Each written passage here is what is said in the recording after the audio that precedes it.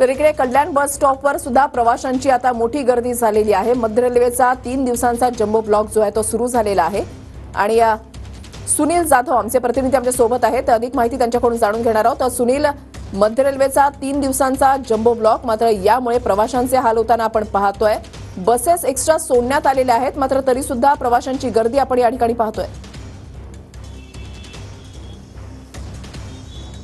अगदी बरोबर आहे। मी सध्या उभा आहे कल्याण पश्चिमेमधील बैल बाजार परिसरात। एकंदरीत स्मार्ट सिटीच्या कामाने कल्याण पश्चिमेतील एसटी डेपो जो आहे तो तोडण्यात आलेला आहे व त्यानंतर हा जो डेपो जो आहे हा बैल बाजार परिसरामध्ये उभा करण्यात आलेला आहे। आपण पाहू शकता या बस डेपोवरती मोठ्या प्रमाणात गर्दी या ठिकाणी दिसून येत आहे। एकंदरीत 3 दिवसाचा मेगा ब्लॉक असल्याने ज्या रेल्वे गाड्या रद्द केलेल्या आहेत त्यामुळे बसने प्रवास करण्यासाठी चाकरमाने असतील, प्रवासी असतील, मोठ्या प्रमाणात या ठिकाणी गर्दी केलेली आहे। आपण पाहू शकता या ठिकाणी मोठ्या प्रमाणात जे आहे ते नागरिक बसची वाट पाहत आहेत। एसटी डेपो असेल, केडीएमसी असेल, यांच्याकडनं म्हटलं जात आहे की एकंदरीत बस जे आहे बस सेवा व्यवस्थित सुरू केली, जादाशा बसेस सोडण्यात आलेल्या आहेत। मात्र एक ते दीड तास या ठिकाणी प्रवासी जे आहेत या ठिकाणी उभे राहून बसची वाट पाहत आहेत। आपण काही प्रवाशांची चर्चा करणार आहोत।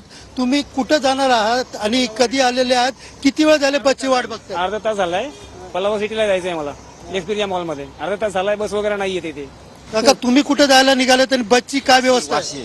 मला बी 1 तास झालाय उभा राहून। नक्कीच प्रवाशांचे या ठिकाणी सुनील आपण पाहतोय हाल होत आहेत। एकतर उकाडा आहे आणि त्याच्यामध्ये या बस स्टॉपच्या ठिकाणी वरती कुठल्याही प्रकारचं छत नाहीये। मध्य रेल्वेचा खोळंबा आणि याचा फटका सर्वसामान्य नागरिकांना बसतोय। धन्यवाद तुम्ही दिलेल्या सविस्तर माहितीसाठी।